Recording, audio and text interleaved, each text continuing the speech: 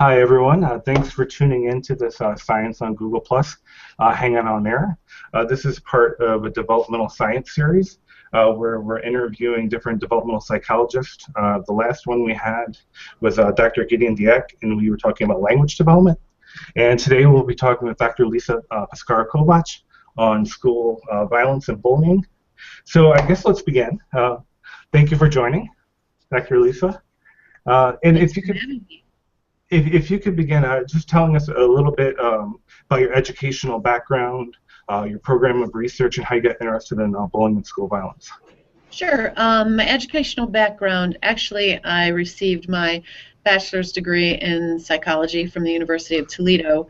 And we were on the quarter system then, my last quarter, a woman who actually ended up being one of my mentors approached me and asked if I'd considered graduate school. So it was quite a pleasant surprise. I hadn't really thought where I was going to attend, and decided to attend the University of Toledo, where I earned my master's and PhD in experimental psychology with a minor in child clinical psychology.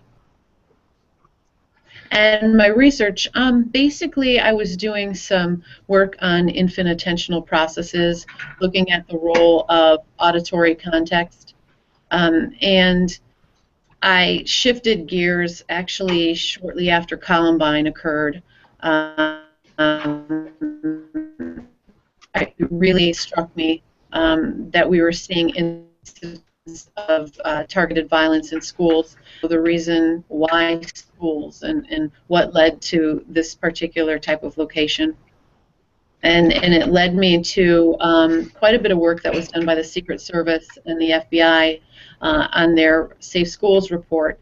And they found a list of traits that are shared by perpetrators of targeted violence. And then I sort of poured through autobiographical on one of our cases, and then biographical information on others, and found that bullying and peer rejection sort of kept emerging as one of the social and school dynamics that these individuals were exposed to. I continue working on that, but that has also led me to look at internalizing, so depression and suicide connected to bullying as well. Okay, excellent. Actually, this is a good transition. So maybe we should begin with some kind of a definition. Exactly what is bullying, what are the different types of bullying? Sure. Bullying, by definition, is repetitive, hostile behavior that is conducted for the sole purpose of harming another individual. We tend to talk about, some people divide it into covert and overt bullying, but I like to really sort of flesh it out even farther and break it into physical, verbal, relational, and cyber. Of course, with cyber can be both verbal and relational in nature. Obviously, most people know what what physical bullying is, and we see that more often in the younger ages. Verbal bullying it's the comments that we hear, the teasing, the name calling, so those real overt uses of words to harm someone else. Relational is more subtle. Relational is ostracism. It's gossip, rumors, lies about another individual. So the individual doesn't hear necessarily the bullying that personally, but the behavior toward them reflects bullying. And cyber, that is our growing concern right now. There are so many means with which one can perpetrate cyberbullying, and so many people join in, and so that's become quite the concern in our area. And from a developmental perspective, how does bullying change across development? Sure. Bullying changes. Well, a lot of early research suggested, let me talk maybe for a second about gender differences. Yep. Talked a lot about, the physical bullying occurring more often in males. More recent research shows that, well, that's the case.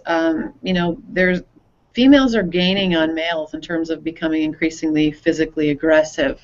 One need only look online, and you can check out so many girl-on-girl fights that are occurring on a daily basis. There are contests across the United States. Fight day. Who can record the best fight between individuals at schools? So we see that sort of pattern. We see females engaging more in relational aggression than do males. And bottom line is, in terms of developmentally, if we don't put an end to it in childhood, these are behaviors that we see occurring over time and into the workplace. Our primary concern with all of this is sort of that prevention piece of it. And you do see across the lifespan, you'll see less and less of the physical, perhaps less of the name calling, but you'll see a lot of the relational, and of course the cyberbullying is there as well. So cyberbullying, is it there even into into adulthood? It seems like this would be Absolutely. really into, like, I can just imagine the teens on Facebook and this being a very serious issue. But I didn't see it. I couldn't imagine it, or I didn't think about it moving into adulthood as much. Yeah, in fact, it's pretty prevalent. I more and more as I'm involved in this particular area, I get called upon more and more often to speak to groups of professionals, adults who aren't getting along, who are engaging in relational and cyberbullying. I've spoken to groups of nurses. I've spoken to mental health professionals. So it's amazing the number of people that are subjected to this, even into adulthood. And is that we see a lot online, at least, about bullying between people who are anonymous or who don't know each other. I mean, that's the big thing with the gamer gates and these kinds of things going on. Are there differences between people who don't know each other versus people who do know each other? Absolutely. The minute you take out that personal factor, the more we know about someone, the more we feel connected to that individual, the less likely we are to hurt them. And anonymity is our problem. Online disinhibition. Suler posited the online disinhibition effect as a theory to explain what happens to us. We're disconnected, from that victim. There's a delay. If I'm a child who's engaging in cyberbullying on a Friday, I can wait until Monday to see that person again. I don't have to look at their face when I'm doing this. So there's that delayed response. There's lack of eye contact. That's also part of it. What we also see quite frequently with cyberbullying is someone who perhaps feels powerless at school in that sort of face-to-face environment. They get all of their frustrations out online, and many of these people, it's pretty shocking when they are referred to maybe the disciplinarian in the school building or the school counselor. Many of the professionals in those schools are shocked at who's engaging in the behavior. Mm-hmm. So can you comment, it seems like the prevalence and severity of bullying is getting a lot worse. Can you comment, do we have any sense of what the rates are? Are they actually getting worse, or are they just being more likely to be televised? I struggle offering percentages and statistics on this, and again, it's because most of our data is collected through self-report, and throughout this type of research, they're asking questions along the lines of, how often do you do this? Do behavior X, kick a classmate? How often do you insult a classmate online? I think that we see a lot of underreporting, perhaps. So I'm not that comfortable, with statistics. Do I think it's increasing? Yes. I think technology has led to an increase in bullying behavior. Absolutely. Across the board, or just within cyberbullying? I think across the board. I think the competition that we see, who can post the best fight video. I think we see a lot of things. Kids are exposed to so much negative behavior, and I think that the media and technology is a big part of the problem. I think technology is actually the best invention, and when it comes to this particular world, it's one of the worst inventions. I'm wondering if you can give us a sense. I mean, it seems like there are lots of different ways that you could go with doing research on bullying. You could look at what types of things would lead somebody to become a bully. Looking at the traits of bullies, you could look at the who is likely to be bullied. You can look at just prevention programs, what works and what doesn't. Can you give us kind of a sense of what some of the current research out there is really focusing on? Sure. In terms of what leads an individual to become involved in bullying behaviors, we really believe it's sort of this whole almost it's a systems approach. So if you're in a violent school system and in a violent home, it's truly going to be reflected in your behavior. So we find that those schools that are harsh in their discipline, or those households that are harsh in their discipline, maybe authoritarian in nature, they're going to be modeling that behavior. Kids engage in observational learning, and they'll carry those behaviors forward. In particular, we learn as young children what works and what doesn't work. And so kids are processing, okay, when my mother or my father or my caretaker yells at me and demands something from me and scares me, I give whatever he or she is requesting. I give it to my parent. And they'll engage in those same behaviors with their classmates, threatening, intimidating, because they've learned that, oh, this works, and this is how I'm going to get my way. So we see that happen a great deal. There are connections, so many connections between parenting styles and bullying behaviors. It's amazing. I think if we could really talk a little bit about parenting as being that sort of that front line, I think it would be very important. I take a very socio-ecological perspective to all of this, and I think your systems, what you're exposed to from a societal perspective influences your individual characteristics and vice versa. So with parenting, it is the authoritarian parents, but it's also the permissive, indulgent parents, back to the Baumrind work. If we could take a second just to kind of define the different parenting styles to make sure that we're all on the same page. Mm-hmm. Baumrind did work years and years ago in the 60s, and we continue to use that work and sort of look at it, looking at the accuracy of sort of the classifications. Basically, she looked at control, clarity of communication, discipline, and so on, and found that different categories emerged. There were authoritarian parents who are autocratic, and they rule their households through fear and intimidation. There are democratic parents, and they're considered authoritative. While they have rules, they have reasons behind those rules. So there's a respect of those children. The children tend to respect them. That it's an ideal situation to be authoritative or democratic. We have the rejecting, neglecting household. Those parents that are missing. They're not attending their children's events. They're not present in their children's lives. It could happen for a number of reasons, but those children tend not to develop a sense of self-worth, and because of that, they're subjected to bullying. They don't hold their head high. They don't tend to defend themselves, so they're subjected to it. And then we have the permissive or indulgent parents who they excuse every mistake their child makes. They run to the rescue of their child every time their child gets in trouble at school, every time the child is in an argument with a friend. This is that I want to be your friend type of parent. More than anything else. And so these children through the years, because they've never ever had to take ownership for hurting someone else, because they've never been told you can't say that to someone or you can't do that because that hurts their feelings, it's frightening. We're almost seeing children who are developing little, if any, empathy, because I wouldn't know if I was hurting someone else if I was never told that that was the case.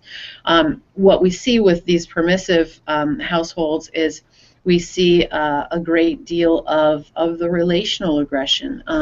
And Craig and Pepler in Canada do a great deal of work on female bullying, and they find that girls truly don't see this type of relational behavior as equally harmful to the other forms of bullying. I mean, girls, even that I have interviewed have said things like, I don't understand what the big deal is. Why should we sit with her? What's the big deal? She can find other friends. And you can talk to them, and you really get the sense that you are talking to someone who cannot put herself or himself in someone else's shoes and can't fully understand how that behavior can be harmful. And they'll compare that to physical aggression, and they'll say, I didn't kick her, I didn't punch her, I didn't do anything like that, so she's alone. So what? And that to me is frightening, that we have that occurring. Mm-hmm. Very much. Can you talk a little bit about some of the prevention programs? What types of things can schools, administrations do to try to stop bullying? What programs work? What do we know works and doesn't work? I think first and foremost, it's important for anyone who's doing work in this area to realize that there is no cookie-cutter approach to this. There is no single program that works for everyone. It just isn't possible. Different schools have different dynamics. But the bottom line in terms of commonalities, the Department of Education talks about and stresses to allow, to teach empathy, to allow teachers to discuss some things, to build lessons of empathy into their lesson plans. But we also talk a lot about that school climate. Again, if this is, a socio-ecological perspective that many of us are taking, looking at that school climate, are certain students being rewarded more often than others? And we can all remember, those of us who just got the citizenship award or something along those lines, that was probably a tiny little index card. When the athletes were getting pep rallies and rewards, and there's nothing wrong with rewarding athletes, but if we're going to reward athletes, we might want to take these other very important life, behaviors and reward those equally, because you start to see kids feeling very disenchanted, disenfranchised. So rewarding students and punishing students equally. A lot of times certain students get breaks over others. So what tends to happen is that if those students that are consistently getting the breaks are getting, they're involved in the bullying, and they're being excused, they're being pardoned from every offense because maybe they're a top-notch athlete or the best person in the band, whatever. If the other students see this, they start to get increasingly more angry and more disengaged with school. So it's about allowing anonymous reporting. We need to allow students to report anonymously. They're not going to tell us what's happening. We also need to make sure that students, staff, everyone understands what bullying is and what bullying looks like. I hear a lot of times from adults who work in schools that kids think everything is bullying. But if that's the case, then we need to make sure that they define it, that we have an operational definition that everyone in that building is familiar with. Because we need to say, at some level, conflict is normal, but this is something entirely different. So we need to make that distinction. So making sure everyone understands it. Also ensuring that people who see it, the kids, the teachers, whoever, those who see it are intervening. We're not asking them, obviously, to put their lives at risk, but intervene. Be the voice for someone who can't use their own voice. What exhausts me is the number of times I hear kids need to suck it up, toughen up, speak up for themselves. But going back to parenting style, if you're in a rejecting household, you don't have that self-worth. So if somebody tells you that you're stupid or somebody isolates you because of what you're wearing, you don't have it in you to stick up for yourself because you have no value in your own eyes. So it's getting other kids to really advocate for others if they cannot advocate for themselves. And it's also talking to the administration about what works and what doesn't work in terms of discipline. If a child is engaging in this behavior, it isn't about the discipline necessarily, it's about getting to the root of why. Why is, you know, one of my students bullying other kids? There's always an underlying reason. Is he getting bullied at home? Are there, you know, siblings bullying him? Has this child become what we call a bully victim? You know, is this someone who's been victimized for so long that now they've become aggressive themselves? So we really need to have those conversations to get to the root of the behavior and offer assistance, to both the victims as well as the perpetrators of the behavior. We need to make sure when it does happen that we take it seriously. We should really get rid of the phrase, "don't be a tattletale." You hear that constantly. I mean, most of us grew up hearing this. And, on the one hand, we're telling kids to report this, and if they're getting pushback and being told not to tattle, things are not going to get better. The best, we even use, the threat assessment tools we use to identify those at risk for targeted violence or suicide. We talk about the fact that quite often one person saved a life by just understanding that someone was in crisis. So I know it sounds scattered and all over the place, but a cookie cutter approach doesn't work. And ideally, you're also working with the community. You should be able to work with parents and get parents to understand the connection between what they're doing and how it's impacting their child. Could you one of the most surprising things that happened to me in a classroom was a student of mine talking about being bullied in front of a class, and it felt really brave in the moment when she did it and everything, but everyone was surprised.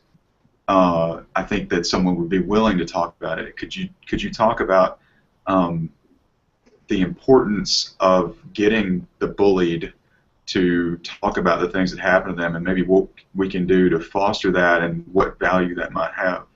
Mm-hmm. I think the important piece of that is stressing to those who have been bullied the fact that it isn't their fault, that they haven't done anything wrong to deserve that. And also, I've had similar experiences where my students have wanted to help others. They don't want it to happen to other people. I've talked to a lot of adult students who are still suffering maybe social anxiety or some other problems because of it.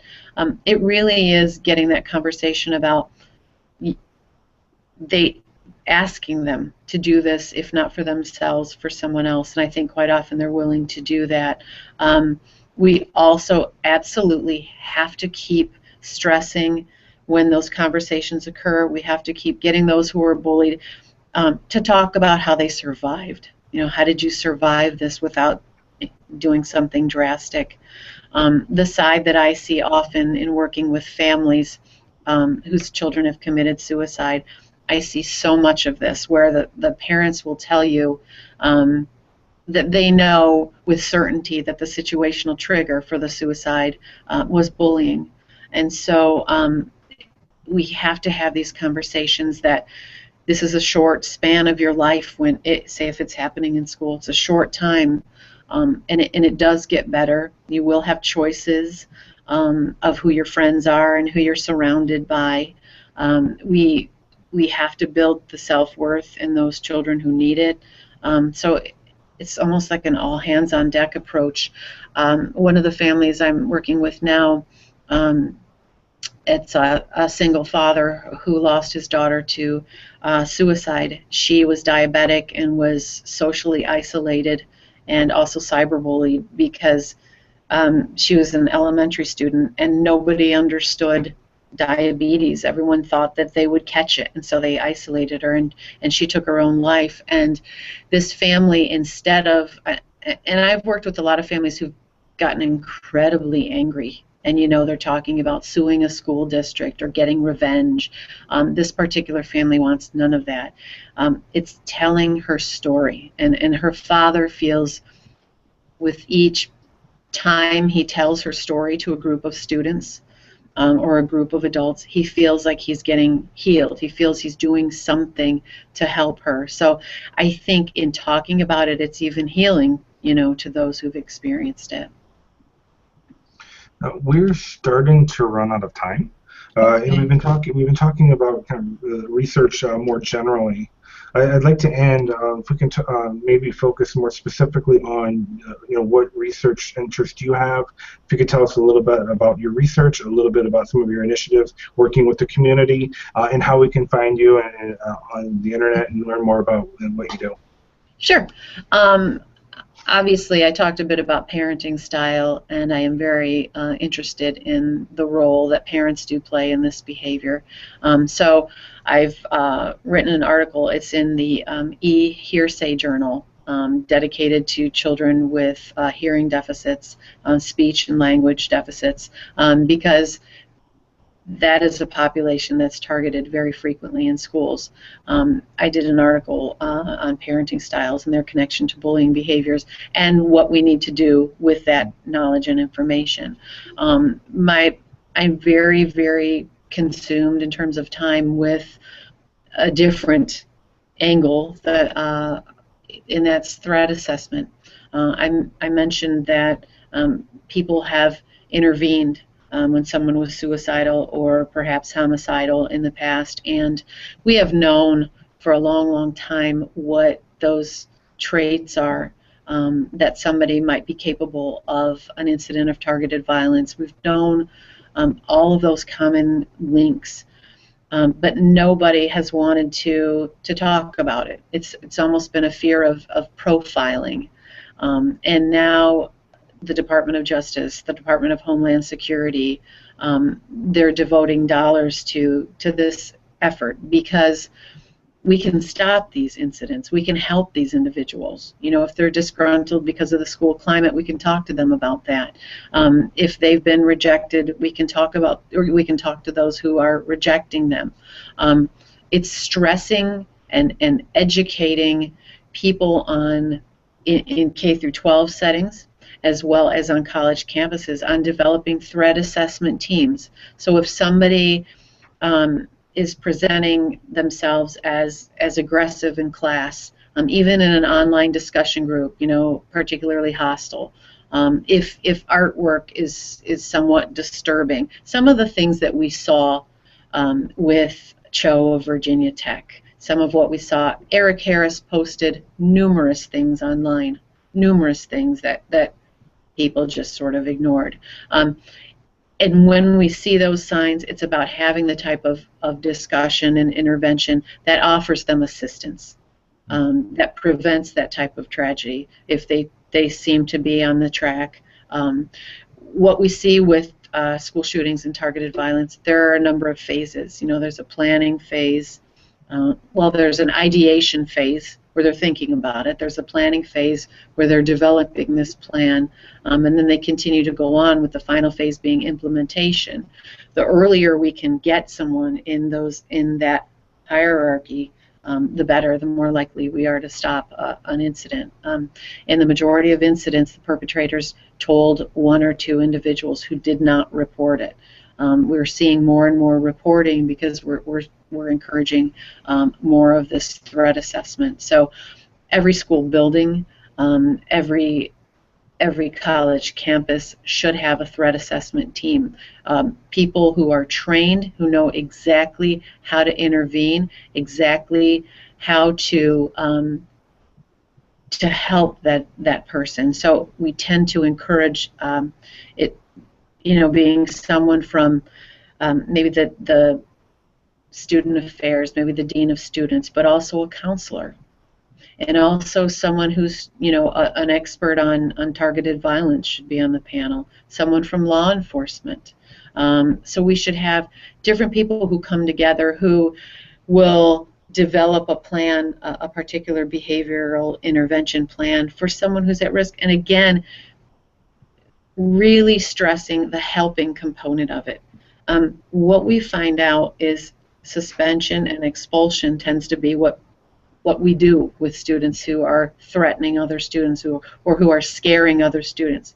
And what we see is quite often they return to that school maybe a few days later, a couple of years later, with a gun. So that's not working for us. And we know what works. It's just about encouraging people to implement that. Gene Dysinger, Dr. Dysinger from Virginia Tech, he's their deputy police chief, but he's also a clinical psychologist. He is the expert in creating these threat assessment teams because he was called in after Virginia Tech. And we see so many commonalities between HOA, Virginia Tech, Elliot Rogers, who was at UCSB, Harrison Klebold. So a lot of the same themes of alienation, rejection, persecution, a recent relationship failure, all sorts of things that we see commonalities in. And he's taught a great deal to a number of people internationally just to try to avoid such tragedies. So if we wanted to learn more about your research, where can we find you on the internet? Where would be a good spot for us to go? My website, I think, is on Google+. My faculty website at the University of Toledo, that's a great place. I can be emailed at lisa.kovac@utoledo.edu. I'm open and willing to talk about this. The other angle of my work, I haven't given up totally on doing the bullying prevention and intervention. I'm still going out and training, mental health professionals, nurses, law enforcement on what bullying is and best practice in intervention. So I'm out of my office more than I'm in my office in terms of doing trainings and talks, and I'm happy to help anyone. Okay, excellent. Thank you so much for coming today and talking to us about such an important issue. Sure. And thank you, Thanks everyone. for having me. Thank you, everyone, for tuning in. Bye.